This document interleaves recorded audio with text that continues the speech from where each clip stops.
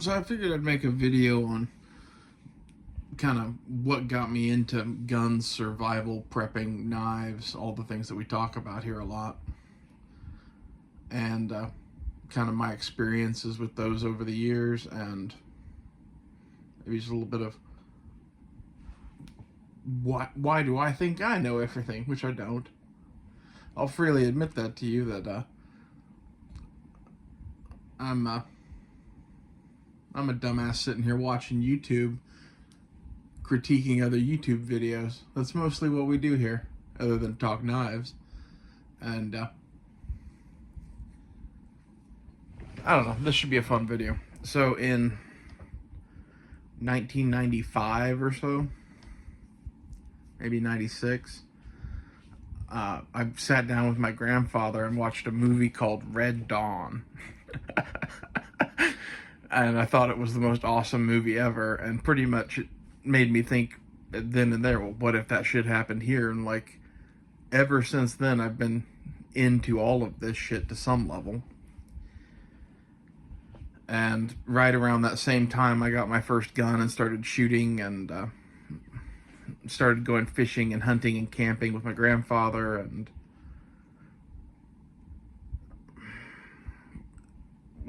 that's right about the same time we also started preparing for Y2K, which back then was a big deal. The year 2000 was just a few years away, and my grandfather was one of those guys that had been into prepping so long that he was a survivalist from the 80s. They didn't even call it prepping. He had a big stash of SKSs with 1,000,000 rounds for it, and a big reloading setup, and canned food, toilet paper, generators, woods tools like chippers and chainsaws and axes and bow saws, and fishing equipment, hunting equipment, mechanics tools and parts for his truck. The list goes on and on and on. And he really got me into a lot of this shit. And he was a Marine Corps officer back in the 60s and 70s. And I think that's part of why he was like that. The other part of why he was like that was because he was already fucked up before the Marine Corps got a hold of him.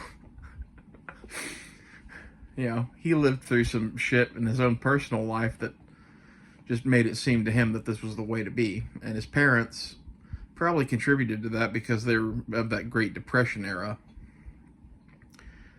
And my great-grandmother was the type of woman that always had a pantry full of canned goods, and always had a drawer full of batteries. And when she spent money on shit, it was shit that would last forever, or gold jewelry or whatever. And the idea with all that shit was, well, if times get tough, we can sell the gold jewelry. Or if times get tough, we want stuff that doesn't break and we have to replace. And they were just very practical people. And then my grandfather joining the Marine Corps and doing all that shit, he did multiple tours in Vietnam, both on the ground and in the air. He was Marine Corps Mustang officer. His first tour in Vietnam, he was in a infantry platoon, if I remember right. And his subsequent tours in Vietnam, he was a F-4 Phantom pilot. And he was an interesting character.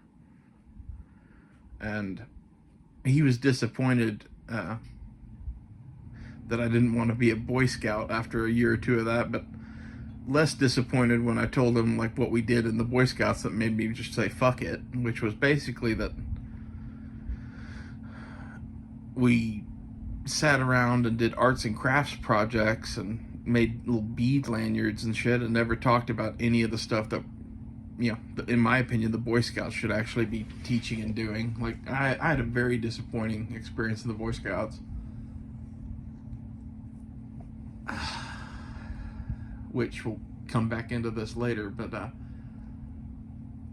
as a result of that, he kind of took it upon himself to go do some Boy Scout type shit with me, which included camping, hunting, and fishing, and how to use some tools. And we built rabbit traps one summer. I built a catapult one summer. We did a lot of cool shit. I built bows and arrows kind of my own accord at one point, because I just thought it would be cool to be able to build a bow and arrow in the backyard. And he pretty much just laughed at me doing that. Somewhere in there I probably saw the movie Rambo too, which made me want a big knife, first off. And second off, made me obsessed with surviving off the land and survival supplies and that sort of shit to some degree. But the thing that really got me into that was I'd go to gun shows with him, and he had a table at gun shows and would buy, sell, trade, that kind of shit, which is a dying breed of people nowadays, but that used to be a really common thing for people to do back in the day. At one of these gun shows, I found a little pocket survival version of John Lofty Wiseman's SAS Survival Guide. And reading that thing really set the hook in me. This was also about the same time that, shows like Survivor Man came on not long after that, maybe within a year of that. Survivor Man was on TV, and then all the copycats. But along with that SAS Survival Guide, I bought a hank of 550 paracord, a magnesium fire starter, and some kind of knife. I don't remember what it was. It may have been a pilot survival knife. And I played around with all of that shit, and like half of the stuff I was learning in the survival manual I wasn't just like reading about. I was like, okay, let's go try this in the backyard. So I made fire with sticks a few different ways. I tried using the magnesium fire starter, and eventually a ferro rod, and figured fire was probably a good thing to know how to do in various different ways.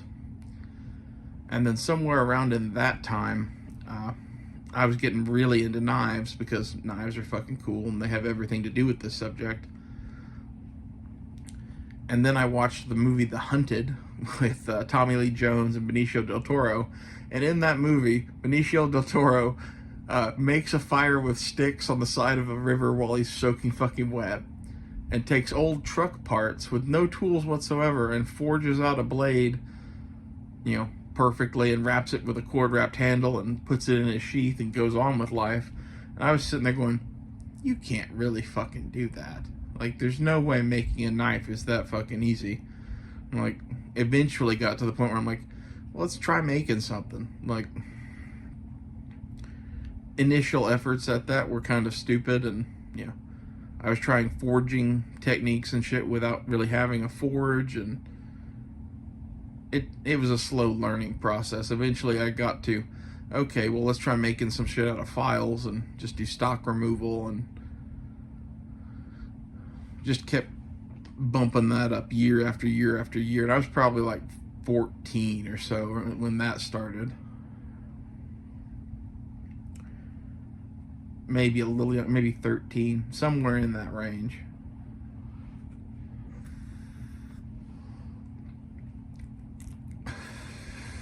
And I had a good long run of knife making at that age.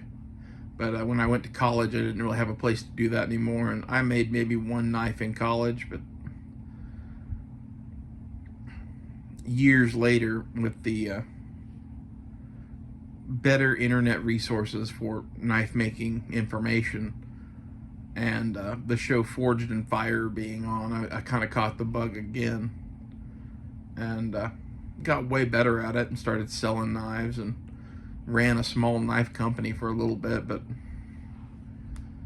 I don't know, that's not really for me. I couldn't keep up with orders, and I wanted to make knives for myself, not for other people. That was my main issue with knife making.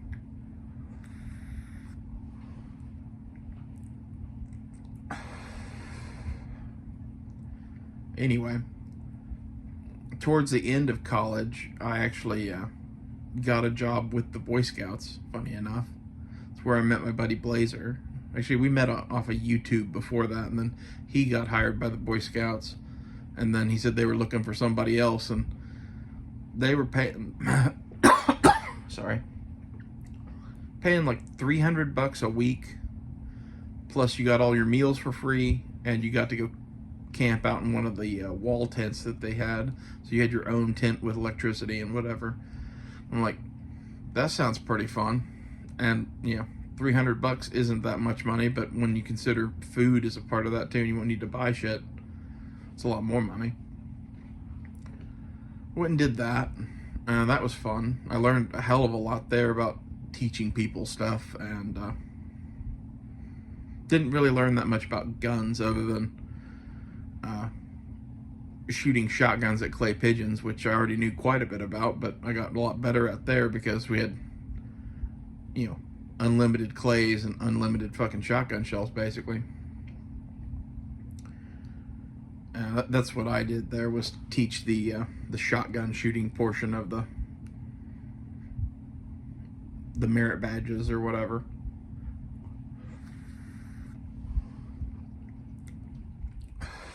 But in college, I was in school for anthropology, and that was mostly because I liked primitive skills and that kind of thing, and I liked archaeology, and I was just into that sort of shit back then. I still kind of am. And that all came from, you know, flint knapping and primitive fire and all of that sort of stuff that I took an interest in way back when I bought the John Lofty Wiseman SAS Survival Guide. Anyway, after college and the Boy Scouts and all that shit, I sold guns a couple different places. I sold night vision at a place. I worked for a crazy guy that I can't get fully into what he did, but he thought it was a good idea to sell that kind of shit to governments in Mexico and Central and South America. And that was pretty fun, to be honest. Basically, it was like legal gun running because you were doing it to, you know, the police of wherever it was. It was mostly night vision, to be honest. And working for him, I learned how to build PVS 7s, PVS 14s, and dual tubes out of like parts kits and shit. That's all handy to know. And all throughout this time, I was, you know, camping, fishing. I kind of stopped hunting somewhere in high school, and the main reason for that is I don't like hunting that much. It's not really my thing. Like hunting for survival or whatever in an area with a lot of game, cool. Hunting, you know, deer in Oklahoma on public land during deer season in Oklahoma, which is always, it's not during the coldest part of the year, but it's not fucking warm outside, and you can't really move around much, and you can't really have fires, and it sucks the fun out of the whole thing to me. I'd rather just go winter camping and like try survival techniques and shoot guns and that sort of stuff than go hunting. So that's what I started doing instead of hunting. Hunting with my uncles and my grandfather was going out on public land somewhere, setting up in a position all camouflaged and whatever, and waiting for deer. It's a cold, miserable activity that lasts for hours and has minutes of, you know, pure joy and excitement every now and then, but rarely.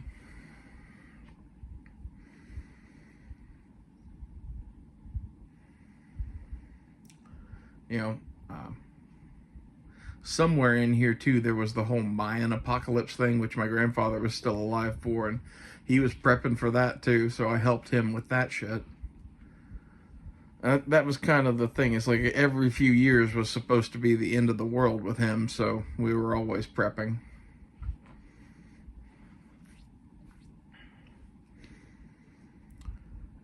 And I know when I was living up in Missouri, I used to go out quite a bit, just camping on my own or fishing on my own, and I always loved the outdoors and that sort of shit. And I've had times in my life on and off where I was like, yeah, prepping's stupid.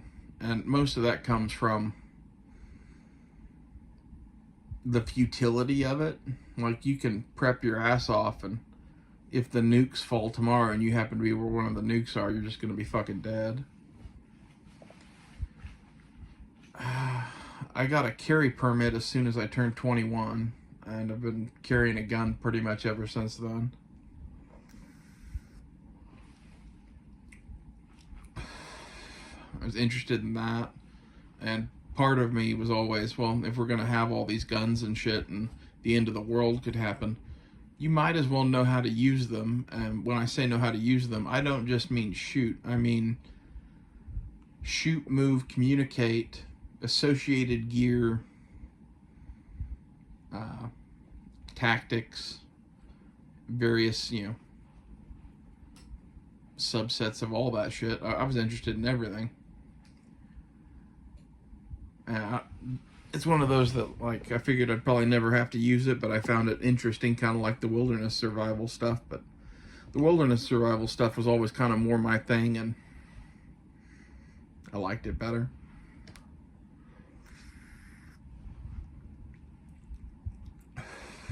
It's kind of like guns versus knives. I'm more into knives than I am guns, believe it or not. And part of that's because I can actually make the knives myself, and part of that's because, one gun costs hundreds of dollars to thousands of dollars, and a knife, a good knife, can be, anywhere from, $50 to a few $100s. It's a lower bar of entry, and I'd rather collect knives than collect guns, really. Most of my gun collecting was wanting to experience different things, and or thinking that there was going to be an assault weapons ban coming and preparing for that, because if there's an assault weapons ban coming, I wanted to get the stuff I wanted to get and have lots and lots of extras so I could make money off of it. It's one of those things that, like, if you bought pre-bans back in the 80s, now they're worth fucking,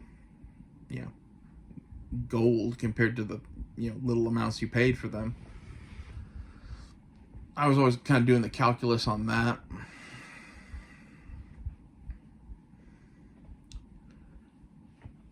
Traveled around the world doing different things a couple of times. I've been to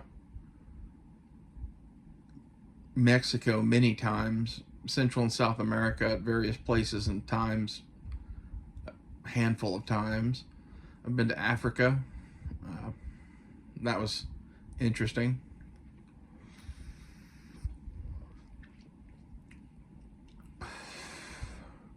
I'd love to go to Asia and India, but I don't know. Things are weird enough now that that's probably out of the cards. Maybe someday. Never went to Europe, mainly because, ew.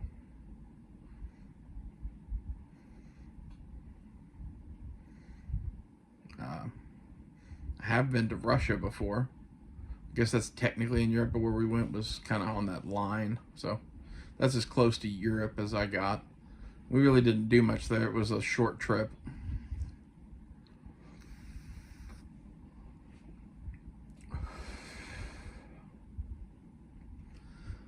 But the preponderance of all of this experience and, knowledge gathering and training to some degree, practicing to a high degree, like, I'm kind of the opinion that training is good. Practicing what you train is, or were trained to do, is better. You don't necessarily need someone there, reteaching you the thing over and over and over again. What you need is repetitions on what you learned. So I'm kind of a anti-training person in reality. I mean, I think you should get some training or whatever on various things, but many things can be self-taught, and that's probably just as good of a route to go. What training does is skip through a lot of the bullshit and save you time. So if you can find someone in your area that does good survival training or gun training, fuck, go do it. I wouldn't drive all across the country because the only place to learn X skill is at Y school. As much as, you know, someplace like Thunder Ranch might be cool to visit or whatever. I've never been there.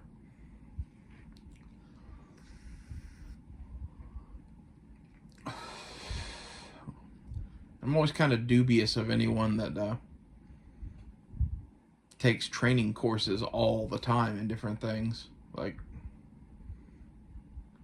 I don't know, maybe they just have more money and time than me, but I had a conversation once with John Lovell, who some of you probably know on YouTube, that was basically why not be autodidactic in these skills. And autodidactic means teaching yourself. It's a fancy way to say that. And he basically agreed with me that, you know, a lot of this you could teach yourself. It's just going to save you a lot of time and frustration to go take one of his classes. I thought that was pretty reasonable of him. The other thing is, it's nice to have someone who's also doing that, and that's my buddy Blazer.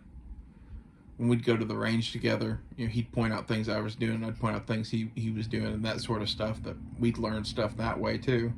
Because, like, you can't see what you're fucking up on. So, find your battle buddy. But surely you can find at least one other person in your area who's into this sort of shit, and you guys can learn together.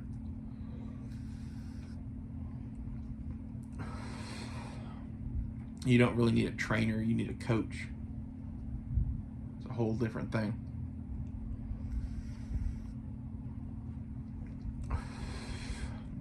I've often found that the best way to learn anything is by trial and error. And that's because, while you can take a course in something and learn a lot of shit,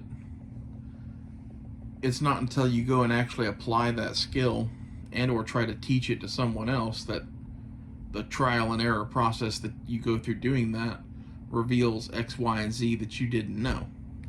And you don't know what you don't know until you know it. And some training places help with that, but some just don't. You know, you can take all the pistol classes you want in the world, and it's probably not going to teach you as much as shooting 20,000 rounds through pistols yourself. Even if you're sucky at the start of that, assuming that you're actually, you know, trying to be better and evaluating what you do, rounds down range in a lot of ways matter more than dollars spent on classes.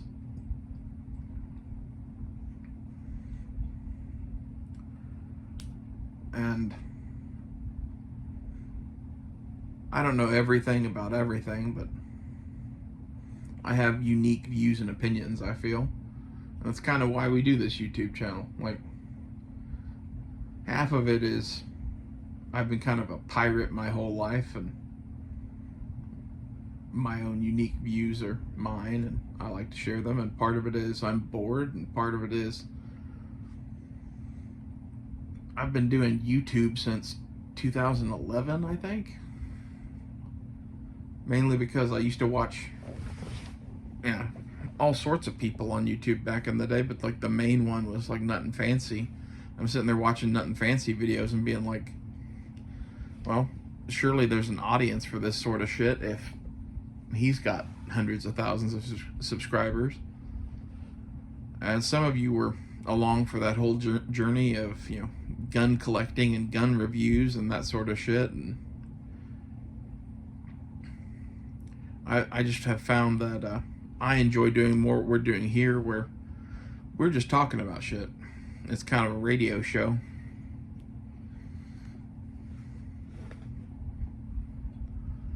And in this format, we can talk about anything, even if it's something that I don't have here. But I usually have some sort of example of whatever it is I'm talking about, unless it's just a big concept, you know. Might show you something in the camera. Woo.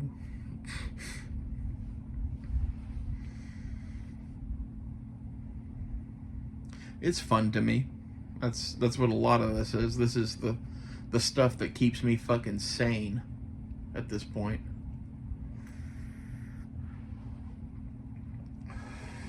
And that's mainly the times we live in are crazy enough that if I didn't do this, I don't know what I'd do. And I think a lot of you listening to this are probably in a similar sort of space where, like, these sort of topics and all this gear and tools and guns and whatever, these are your fun things. This is what you're into. And it just so happens that our toys and fun things look like they might be needed really soon. And I'd like to at least be a voice in the wilderness, voicing common sense and practicality and spending less money on stuff and spending more money and time on knowledge and gear. Sorry, knowledge and... I don't know what I was going to say. Sorry, I'm kind of tired. Spending more time getting knowledge than just spending a bunch of money on crap. That's one of those things that knowledge is lightweight, and most of the stuff that I buy gear-wise is either something that I think is a particularly good deal, you know, like some piece of U.S. military equipment that's surplus right now, or a knife that I see that looks cool and is cheap, something like that, or is something that I think I really, really need, and most of it's not really to do videos on, but I'm buying this sort of crap and making videos, so what else am I going to make videos about? We've kind of gotten off on a tear on survival prepping kind of topics here lately, and I'm probably going to keep doing some more of that because I'm enjoying it, but I also enjoy the knife show and random political topics and kind of whatever else floats my boat. Probably about half of the time you see a video on here, it's because I watched something on YouTube and it made me either have an idea for a video topic or get so fucking like, I can't believe this is the way people think, that I feel that we need to address it.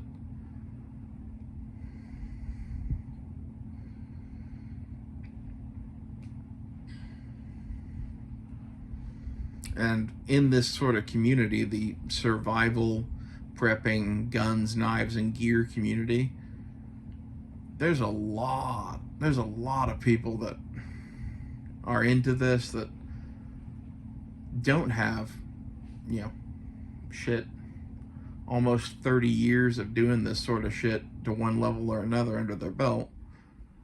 And I'm not saying all my experience is the most valid shit in the world or whatever, but it is my experience, and a lot of this sort of shit I talk about on this channel is a tribute to my grandfather and the knowledge he tried to pass on. And I kind of miss him a little bit less doing these videos.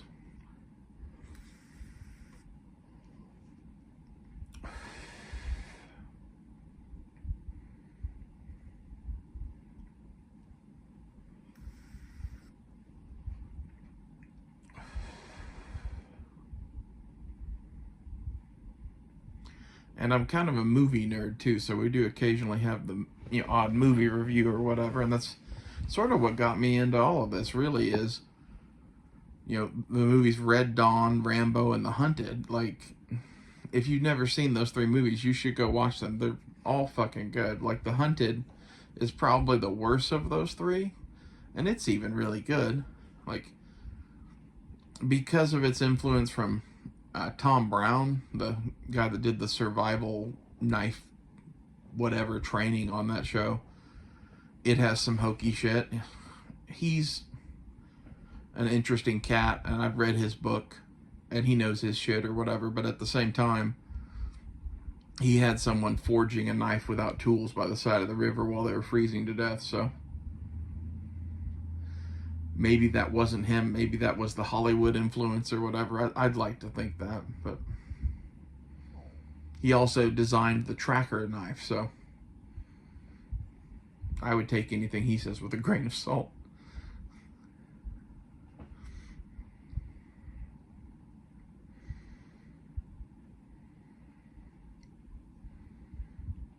I hope you guys enjoy the content that I put out here. I mean, I kind of do this mostly for my own enjoyment, but if you get something out of anything I say, thank you for watching, and we'll keep doing more videos.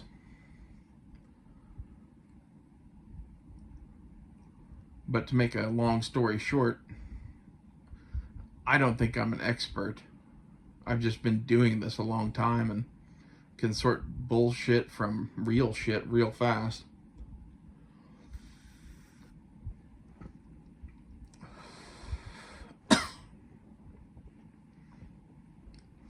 In general, people that claim to be experts or think they're experts are just fools at the end of the day most of the time. Like, there's some people like the late Paul Harrell, for example, that for sure was an expert at many things. The only thing I would claim to be an expert at is knives, and that's just because I've always been into them. Like, I have my first pocket knife in the knife case you guys are sitting on. I got it when I was like 3 or 4 years old, something like that. And it's been a love affair ever since. And it's gone all the way from, let's buy this and try this or whatever, to literally buying $20,000 worth of tools and grinding for hours on end in the garage and blacksmithing and doing all this shit. There are other knife experts or whatever, but in the world of,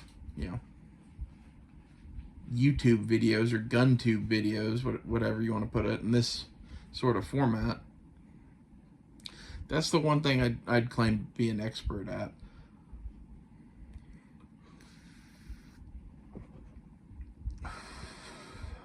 And that's, being a self-taught bladesmith from like the age of 14. And I'm only self-taught because no one wanted to teach me, or I couldn't find anyone to teach me. Not that I didn't have some mentors along the way, but one of my favorites was actually a local knife maker named Newt Livesey, who I met at gun shows. He and I would sit and talk for fucking hours about knives and bladesmithing and survival and whatever. He was into going down to Central and South America and, just camping out for a couple months at a time. He was an interesting cat to talk to.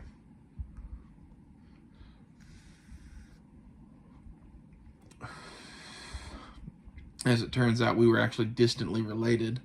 My great-grandmother on my grandmother's side was his aunt. So I don't know what that makes us, but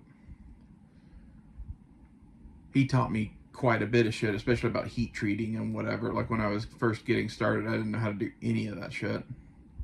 And when I was making file knives and whatever, he taught me how to heat treat.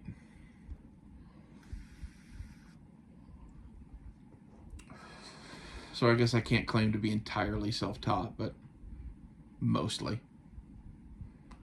And I think it's that self-taught knife making thing that has me thinking, there's not much that you can talk about on here that really you couldn't teach yourself to do at an expert level. Some things take longer than others. It probably took me 10 years to get to the point where I was really a person that could make a real knife that people would pay money for. Things take time, Some of you guys watching this are fucking young as shit. Like, don't be discouraged by lack of funds or lack of training. find knowledge, whether it's on YouTube or from someone in your local community or a family member or books, and just go for it. Like, you'll learn more shit trying it for yourself than you ever will from some fucking school or from books. Although there's some handy fucking information in schools and books. So if you can do that too, you're even more ahead of the curve. Like, if you're interested in knife making, for example, you can go take ABS, it's American Bladesmithing Society classes. They have those various places from various instructors that are ABS mastersmiths. It's a good route to go. It's not the way I went, but it's a way. There's people that do tons of content just on knife making, like Walter Sorrells, or not on knife making in particular, but on forging. Black Bear Forge does a lot of cool stuff. There's others.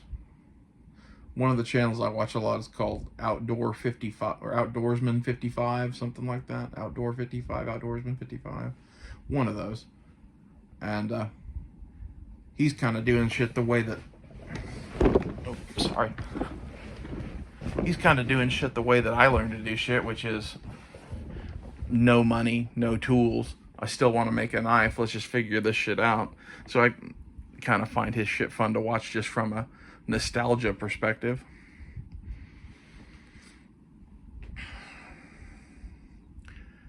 And there's a hell of a lot of stuff you can learn on YouTube from various channels about every topic that we've touched here. I'm not going to go into all of them, but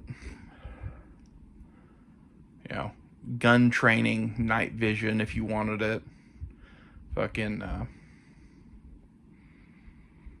survival skills, preparedness. And I would say, with some caveats or whatever, most of the information's pretty good. Some people get a little squirrely on some shit.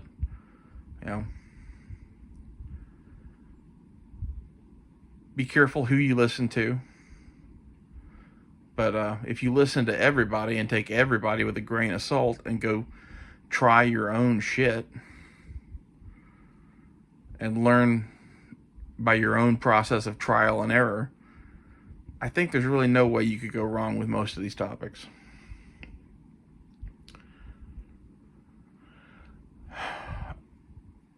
And if you really want to learn how to shoot and shoot well,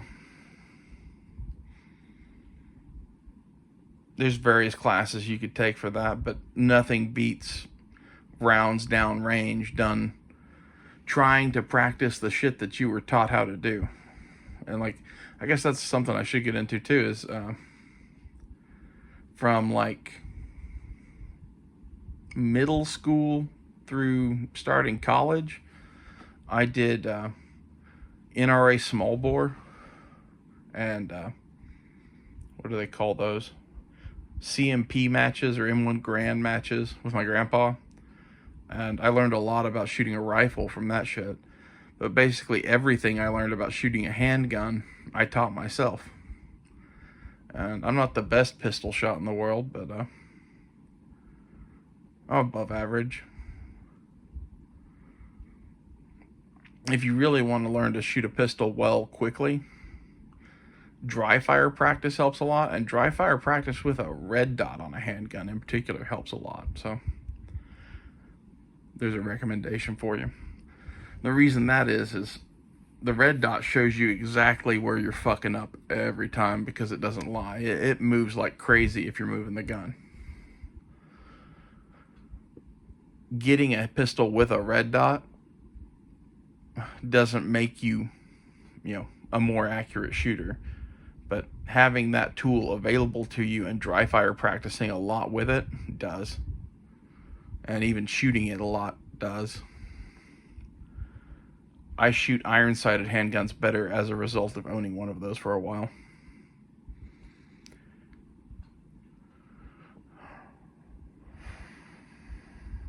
Anyway, this video's gone on long enough. In general, I'm just a fucking dumbass, and if you think what I say helps you, great. But you should take everything I say with a grain of salt, that I'm basically a pirate sitting here in the end of the world, marooned on his little island, watching YouTube with you all, kind of watching the world end. At least that's what I feel like. So,